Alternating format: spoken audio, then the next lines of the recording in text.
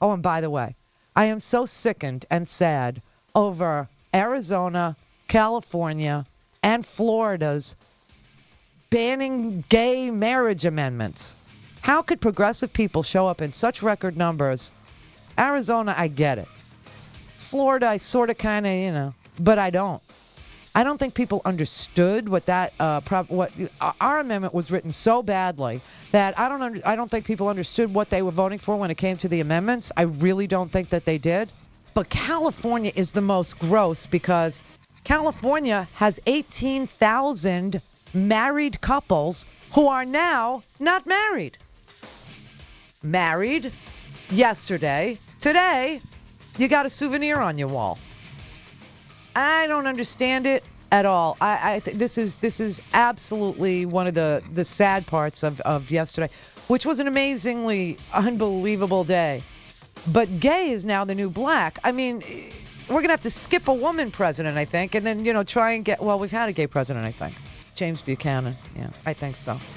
Never married. Always single.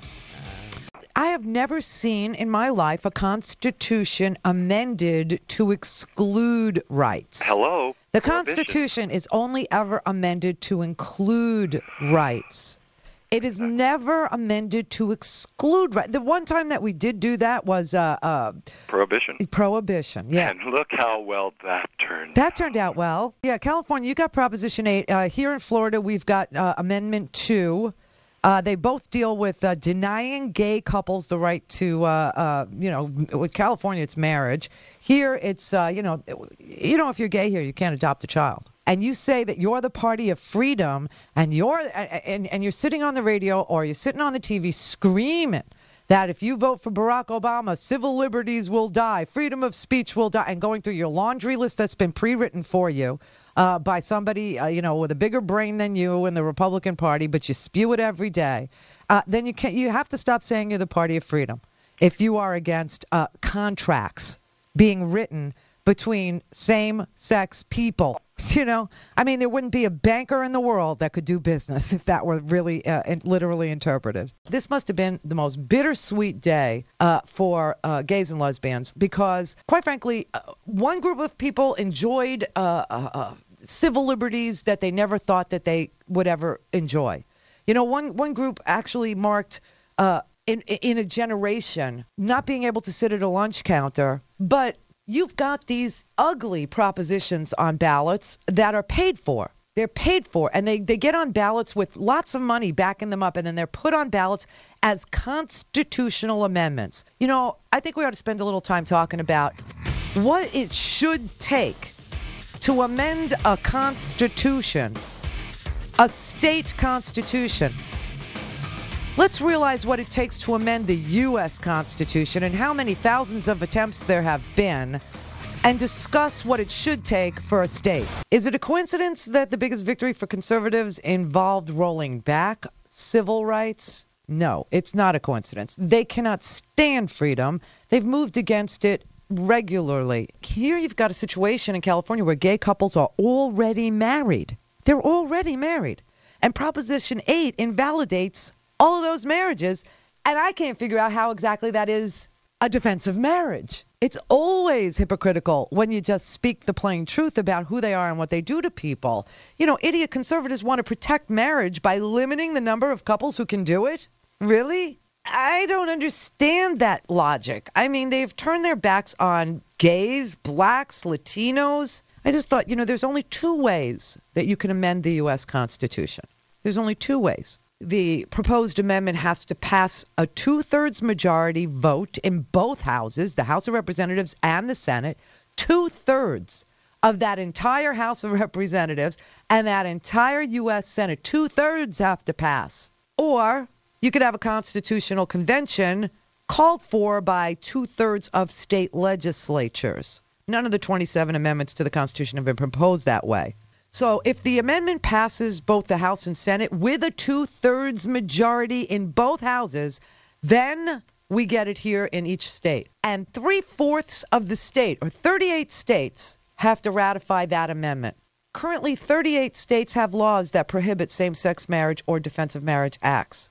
Why don't we, instead of amending state constitutions by ballot initiative, make the state constitution say that 2/3 of the people of the state have to ratify any amendment to the Constitution after a 2/3 vote in the state house and a 2/3 vote in the state senate? Make it as difficult as possible, because conservatives are hell-bent on denying civil rights to people. They have warrantlessly wiretapped American people. They have put people's names on terror watch lists.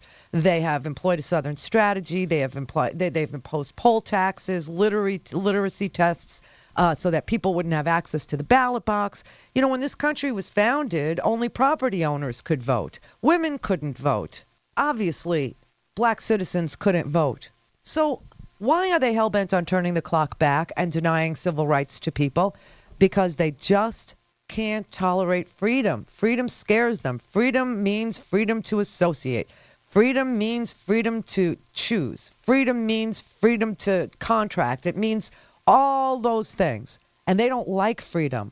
They want freedom and wealth in the hands of property owners or the very wealthy, out of the hands of ordinary citizens. They don't even like organized labor. They don't like when Americans get together. They don't like this unification. They don't like one nation under God. They don't like it.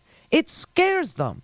They view us as the unruly mob, and so they're hell-bent on making us into that thing. That's why there's all this hatred spewing from conservatives every single day without any solution for any problem that we've ever had that didn't include torture or infringing upon your... I mean, look at right after 9/11, what was the first thing that the Republicans decided was doable? The Patriot Act. Here's how you know if you're doing good in the world or bad in the world: when you're using your constitutional amending powers, let's call it. If you find yourself trying to amend a constitution, whether it's a state constitution or a U.S. constitution, because you want to limit freedom, or because you want to exclude an entire class or group of people based on skin color, sexual orientation, or gender, you are doing evil. What you're doing is anathema, poison to the democracy that people have died to preserve. You don't use a constitution to exclude people from access to their civil liberties. Never do you do that. Never. If you want to pass a law, but do not amend a constitution to exclude people from access to their civil rights, from access to the ballot box, from access to any civil liberty that we actually believe that America was founded for. You're supposed to be expanding rights when you amend a constitution. You're supposed to be including 18-year-olds so that they can vote. You're supposed to be including women so that they can vote. You're supposed to be including African Americans so that you can't segregate. Look at Barack Obama.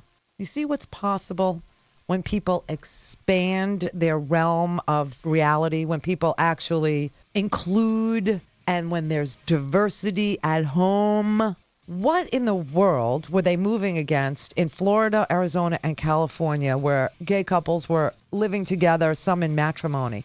What in the world did that do to your life? Did that, cost you any money? In fact, people made money. In fact, in California, wedding planners are furious because they had all these weddings booked, and now people are canceling, and they're losing money. It actually increases commerce. This, to me, must have sucked for people who actually went, got a marriage license, had a ceremony, have children, and their children believed that their parents were married. What do you tell your children now? Well, we were married, but the state divorced us? How do you teach a child the value of committed relationships if the state can divorce you? How do you say you're protecting marriage if the state is putting asunder what no man should put asunder? This is unacceptable. But I do know that there is help on the way. I know that there will be lawsuits, and I know that they will fight under the Equal Protection Clause of the Constitution, and I believe that they will prevail. So hang in there and be patient, and I'm sorry, I apologize. I don't know how it is possible in a country for people to show up and vote for free at last, thank God Almighty I'm free at last, and then on the other side of the ballot say, not you. I don't get it. I don't know what goes through people's minds.